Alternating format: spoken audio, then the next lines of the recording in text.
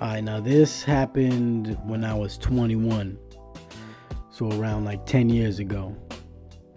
Me and my boy was hanging out one day, drinking, just chilling out. And he's drinking all day. Like he was already buzzed by halfway through the day. And by the end of the night, he decided, or by nighttime, he decided, hey, let's go to the bar. I'm like, all right, I'm down, let's go. So we're going to the bar. He's already drunk before he even steps foot in the bar. I'm kind of buzzed, you know. Not too long after we get in there, a girl walks up to us. She's pretty, short, long red hair, but the red hair wasn't like natural red hair. It looked like she like dyed it, but she looked good. And she introduced herself, said her name was Candace. She looked good though. She was definitely cute. So she approaches us. She's being real polite, being real nice. She's like, "Oh, how you guys doing? Can I take some drinks with y'all?" And we're like, "Oh yeah, of course. Sit down, girl." So she drinks with us. We're just drinking beers. And then she's like, "Oh, let's take some shots." And I'm like, she's trying to get some free shots so she can just leave us hanging. So I tell her, I'm like, nah, we're just going to take a couple shots and leave. We don't got money like that. You know, we're not trying to buy too much shots. And immediately she's like, don't worry, I'll pay for everything. It's on me. Don't worry about it. So I'm like, all right, free drinks. Let's get it. So she's buying us shots. And I'm not even really drinking the shots. I'm just giving them to my boy because around this time, I was drinking a lot. I'm blacking out and just making a fool of myself. Waking up places I didn't know where I was at and all just types of stuff. So I wasn't drinking that much around this time. So I'm giving my boy the shots. He's taking them. She just keeps buying drinks, buying shots. My boy ends up needing to use the bathroom. He goes to the bathroom, and on his way out, I look over and I see the bouncers are escorting him out, like helping him walk out. So I'm like, oh damn, he's getting kicked out. The bouncers told us we had to leave. He was too drunk. So I have to leave with him. So I'm leaving with him, and Candace comes with us. And she's like, oh, don't worry, I'll give him a ride home. I'm like, all right, well, take us to his house. I'm going with him. She's like, no, you know, me and him, we're going to go to my house, and we're going to chill out. I'm going to have a good time with him. Don't worry about him. I got him. And I'm like, nah, you know, bro code, you can't leave a homie behind. So he couldn't even stand up. He was like leaning on the wall, could barely stand. I mean, we was holding him up. And I'm like, nah, I can't leave him with you. You know, he don't know you. He's going to wake up. He's not going to know where he's at. I'll take him home. Don't worry about it. So now she's trying to do this peer pressure stuff.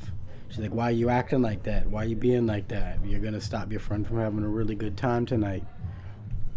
She just keeps hitting me, trying to guilt trip me to let her take my friend. She's being pretty aggressive, but that aggressive stuff don't work on me. And I'm like, nope, not happening. You can get as mad as you want, but it ain't gonna work on me. So when she knew that that wasn't gonna work, she's like, you know what? Why don't we just hang out tonight? Just me and you. I'll get your friend a taxi home. Just stay here, have some drinks with me, and then we'll have a good time tonight. And I'm like, you know what? That sounds good. So we get a taxi. We put him in the taxi. I call my friend's sister, tell her that he's on the way to her house. He's drunk, so she can get him out the taxi. And then we go back in the bar. We go in the bar, and she just buying me shot after shot, drink after drink. And yeah, I'm taking a couple shots here and there. Eventually, she's like, all right, let's go to my place. And I'm like, all right, let's go. I'm not really that drunk, but I'm acting drunk because clearly she wants me to be drunk. So I'll play that role. I'll play along with you. So we're walking to the car, and I'm kind of stumbling, playing into it. And she's like, oh, you're really drunk, huh? I'm like, yeah, I'm drunk. Trying to like slur. When we're in the car, we're driving, and she's like, oh, let's go pick up something else to drink. And again, I'm like, look, I don't got money. I don't really need to be drinking. I'm already drunk. I don't need to drink anymore. We're good. She's like, no, it's on me. I'll buy you a bottle. What do you want? So I tell her, I'm like, yo, give me a pint of Henny with some apple juice to chase it. So she goes in there and comes out with a fifth, not a pint, a whole fifth. And I'm like, damn, what is this chick trying to get me inebriated? What is she trying to get me to pass out? What's going on? She starts driving again, and I got the seat leaned all the way back so she can't really see what I'm doing. But what I was doing was I drank all the apple juice, I was pretending to take shots of the liquor, and I was spitting it all back into the apple juice bottle. I even managed to pour some out the window while she was driving and fill it up again with liquor. And the whole time I'm passing the bottle to her, and she's taking these like baby shots, like little sips, not really taking drinks. And the whole time I'm acting drunker than I really am, and I'm calling her by different names. She told me her name was Candace, but I start calling her like Carla or Candia or Carissa. Any name that I could think that begins with a C, I'm calling her the wrong names, and she's not even reacting to it. It's like she didn't care what name I called her. So I'm like, maybe she gave me the wrong name. This is just like a one night type thing. Who cares? But I'm still thinking it's sketchy that she's trying to get me drunk. I ask her, I'm like, is anyone gonna be at your house, or are we gonna be alone? Like, what type of time are we on?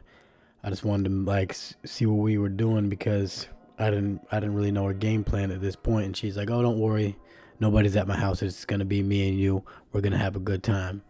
I take the bottle of apple juice filled with liquor, and I just toss it out the window, and I show her the bottle of liquor that I had. So like it looked like I drank a lot, and really I didn't.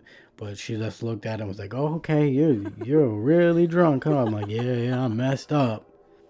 We pull up to her place, and she helps me out the car, and like I'm walking, and I've got like my arm around her shoulder, and she's like holding my chest and carrying me in, and I'm not really saying anything, I'm just playing the drunk guy role. And we get up to the door, and she opens it. It's unlocked. And then she closes the door behind us, and then locks both locks. She locks the bolt lock and locks the doorknob lock. And I'm thinking, that's kind of sketchy. But then I thought maybe she just don't want somebody to come in. Maybe she don't want her roommates or whoever she stays here with to walk in on her.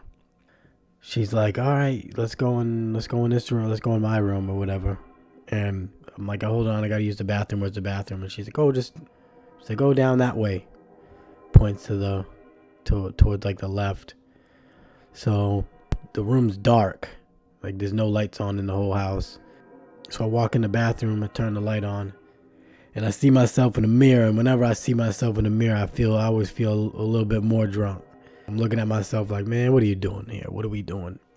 I turn the sink on to make noise, and I go to the toilet and I start making myself puke out the liquor that I drank. I didn't want that to go through my system to make myself more drunk than I already was. I wasn't that drunk, but I didn't even want to be any drunk. So I make myself puke up the liquor, go to the sink, wash my hands, wash my face, rinse my mouth out with the tap water, and I just start drinking the tap water, trying to get all the liquor out of me and trying to get water into me. So I'm feeling a little more sober. I'm feeling a little better. So I walk to the bathroom door to leave, and right before I grab the doorknob, I hear Candace out there talking, and she's whispering, and she says, he's drunk as hell. He can barely stand up. You do it. And I'm thinking, I thought she was here alone. I thought we were alone. I didn't see any cars outside in the driveway. I thought we were alone. Who the hell is she talking to? And do what? I open the door and I walk out. When I walk back out into the living room, I see her leaving into another room. Like it looked like she was like walking fast into the room that she wanted me to go in when we first walked in the house. And I didn't really see her get a good look because it was dark, but I could see like the back of her head and like the back of her foot walking into the other room. It like looked like she wasn't like running, but she was like moving pretty fast, like speed walking. And I kind of said, hey, where'd you go? Where are you going? So she walked out of the room, and I could barely see because my eyes were still adjusting to the darkness because I just left the bright bathroom with the lights, and all I could really see was like her bright red hair. And she was walking up to me, and when she walked up to me, I got like my eyes adjusted. I got a better look at her face, and I noticed her eyes were a little different. And then I noticed her face was different. I was thinking, this is a completely different girl, but she had the same hair. And I thought, oh, this is a different girl wearing the wig that the first girl was wearing. I didn't know what was going on, but I felt real sketchy, real scared. I didn't know what was going on. I knew nothing good was happening. I was in fight or flight mode. I was thinking flight. I kind of slurred. I'm like, oh, hold on. I just got to go to the bathroom real quick one more time. Don't worry. I'm just going to freshen up real quick. I'll be right out. She's like, all right, just hurry up in there. So I turn around, walk back into the bathroom, shut the door, lock it, and then I heard her say something again. A man's voice talked back to her and said something. I don't know what he said or what she said. I wasn't even really concentrating on that. I was concentrating on getting out of there. So I walked to the window, opened the window, slided up to the top. I didn't even care how much noise I made. I just jumped out of the window. It wasn't too much high of a drop. I landed and I just started running. I ran, didn't look back, just kept running ahead. I ran through a couple backyards, cut down a couple back roads, tried to run in a path that wasn't easily traceable. Took a couple back streets, and then I walked up to a convenience store that was a 24-hour convenience store. I just walked up to the front and just stood in front of the camera. He took my cell phone out and called a taxi and got up out of there. I don't know what they were planning, but I wasn't sitting there and I wasn't going to try to find it out. So the next day I get in touch with my friend and I ask him if he remembered the girl or anything. He really didn't even remember anything. He just passed out. He passed out drunk. I told my friends, I'm like, hey, we got to go back over there and see what the hell's going on. A couple of my boys, we just packed up in the car and went back over to the house. And when we went to the house, there was no cars there. No one was outside. I knocked on the door, looked in the windows. Looked like no one was there. No lights were on or anything. And I went to one of the neighbors' houses. I gave him some type of excuse as to why I needed to know who lived next door. And he said that it was a summer rental. People renting out for the summer. He said usually there's a phone number on a sign that's outside. I went to the front yard. There was no sign out there, and kind of went around, and I saw that the sign was knocked down in the backyard. Took the phone number off of the sign to get in touch with the landlord, and later on I called the landlord, and I acted like I was interested in renting the house out for the week. I said, oh, I know someone's in there right now, but maybe I could rent it for next month. And he said, oh no, the house is open right now. You can rent it out any time. And I said, oh really? I thought I saw someone in there. He said, no, nobody's there. It's open house. I didn't really understand what was going on. I just hung the phone up. I don't know what was going on, but whoever was in that house didn't rent it out. They must have broken there to do whatever they wanted to do for the night or for however long. I don't know what was going on, but it was definitely something sketchy. But a little update, if you can call it an update. But a couple people were saying some theories. Some people were saying it's some organ harvesters. I don't think it's that deep because it was kind of amateurish. And then other people were saying they were trying to rob me. I don't think they were trying to rob me, because if they were, they wouldn't have been spending money on me all night. I don't know. A private investigator told me that they were trying to do some kinky shit. I don't know what they were trying to do with the guy. I don't know. But I wasn't trying to figure it out, so I left there pretty quick.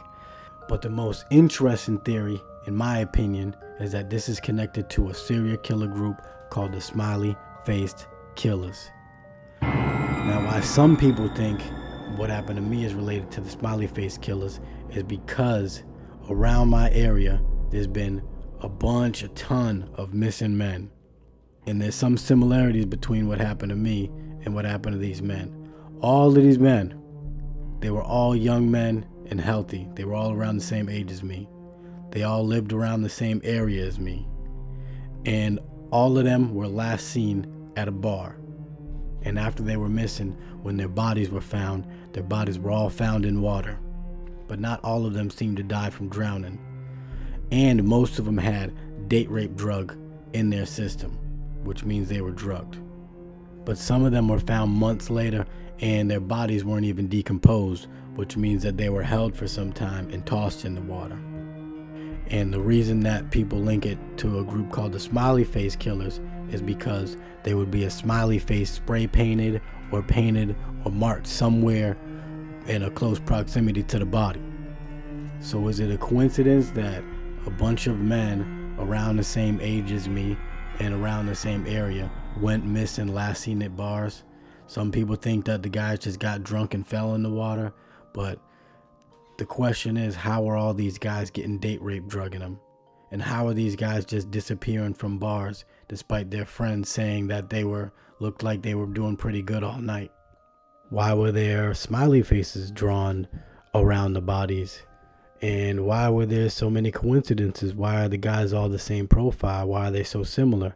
And to be honest, I'm not really the same profile as these other guys. All of these other men were white men. I'm a black man. I don't know, maybe black people can just escape easier because we're not as curious as white people. So maybe we just don't play that horror movie stuff, trying to get curious and find out what the next step is. We get up out of there before it gets too dangerous. I don't know, but either way, all of these other men were white, and I'm a black dude, so that could be some speculation as to why this wouldn't be connected to these other men that were all missing. There was this one guy named Dakota James. He went out one night and he was hanging out with his friends, went to a bar, and he called his other friend, he called his girl to pick him up. And she went to go pick him up. She said he was crying and he was saying stuff that didn't really make sense. He was talking about people were following him. He was talking about the police wouldn't help him. He just wasn't really making any sense. She seemed like he was out of it. So she went to go pick him up, but he linked his GPS to her phone. So when she drove over to where the GPS was, and she noticed that he was moving, he went to a different street. It wasn't on the street that he initially told her to go to. So she called him again. He said, okay, well, now I'm on this street. I'm confused. No one's paying attention to me. He's just not really making sense. So she goes to the other street and she sees him getting out of an SUV. And she calls out to him and he kind of looks over at her. He seems like he's kind of out of it, and he gets in her car and he's crying the whole time. She asked him if he wanted her to take him to the hospital. He just said no. He said he didn't really want to talk about what happened and he just wanted to go home. But she said the story that she ended up getting from him later was that these people in the SUV drove him around and were doing something sketchy. She didn't really have too much of a story about what happened, but somebody did something strange to him. He was uncomfortable and they dropped him off. But the reason I'm even bringing this up is because he ended up going back to that same bar months later and he disappeared. And his body was found later on in water with date rape drug in his system. So nobody really knows what happened to him the first night that he called his friend for help. Nobody knows who the people were in the black SUV. Nobody knows really what happened to him the night he disappeared and how he died. So it's just strange. People are connecting it to the smiley face killer. And there was another man named Chris Jenkins who ended up missing from a bar. He got kicked out of the bar because they said he was too drunk, despite all his friends saying he only took one drink. Supposedly he walked home alone even though he was with a group of friends. He left his wallet and phone and jacket behind even though it was cold. And his body was found 4 months later in the river. His clothes completely intact. It didn't look like anything happened to him. His body was put in a strange way that shows that he didn't just jump in the water and commit suicide. And he had GHB in his system, or a date rape drug in his system. So people think this was connected to the smiley face killers. Also, this isn't just speculation from people or conspiracy theorists or just regular civilians. There's also police officers that are fully investigating this and that think this is due to a serial killer group. I really don't know if these are connected. Speculative people are saying that, smiley faces are spray painted everywhere. The first thing you learn everyone draws smiley faces everywhere. So if there's a dead body, there's going to be a smiley face somewhere. All these men could have just got drunk and fell in the water. Those are what the people that are speculating are saying. I really don't know. I honestly don't know. Another strange update that I just found out not too long ago. It has to do with my grandmother. Now let me tell you what happened with my grandmother. When I was younger, my grandmother died, and what I was told was that she OD'd. She just ended up ODing on heroin. My grandmother was into a bunch of sketchy things. She was a hippie. She used to live on the Charles Manson compound. She used to live in those houses, in some houses he owned or something. Um, I remember she lived with a lady named Linda Casabian, I think her name is. She was actually in the Manson killings. She was there, but she didn't go to jail because she testified against all the other killers. So she lived with her. I remember she was like in a newspaper article with her picture in it, like sitting in front of the Manson houses. So she was into some sketchy stuff, and she was a drug addict. But I just found out recently, my mother told me that when my grandmother died, it was her and her boyfriend was this guy Tom. I remember him, and some other guy. They all OD'd in the same room. They all overdosed in the same room together. And when the police found their bodies, it looked like they just all died like the way they were sitting. My grandmother was laying on her side on the bed looking at Tom, who was playing his guitar, and the other guy was sitting in the corner of the room looking at the TV, which was still on. And my grandmother's dog was still in the house, malnourished. She used to be obsessed with that dog. So I don't think she would have killed herself without at least checking that, making sure the dog was okay. And I don't think three people together would just kill each other. But I don't know. Some people think it was a suicide. Some people think that it was she OD'd. So the reason I'm even bringing this up is because eventually the police came and they contacted my mom. They came and met up with her, and they asked her if she knew anything about his smiley face. And she was confused. She said she didn't know what they were talking about. And they showed her a picture that in my grandmother's room, one of her pill bottles had a smiley face on it. And my mom just assumed, she said, I don't know, maybe that was her happy pills. Maybe that's where she kept her drugs. I don't really know. She didn't know that if she drew the smiley face or what, but that's what links the smiley face killers to me and to my grandmother. But that's not even the strange part, because I think maybe she just drew the smiley face herself. But what the strange part is, the guy that my grandmother's boyfriend, the guy named Tom, a couple months later, his brother and two other people ended up disappearing also. And when they disappeared, they were gone for like a couple months, and then their bodies were found in a ditch. And the police suspected foul play. And all of this was online. I seen a quick article about it, but this happened in the 90s before you could really get information like that on the internet. It was the early 90s. So I really couldn't get that much information on it, but I'll link what I can in the description. So that's really everything I know about the so-called smiley face killers and all the links I have to it and what I know about it. But I really don't know what was going on that night. I don't know what them people were planning on doing to me, but I know it wasn't anything good, and I'm glad I got out of there.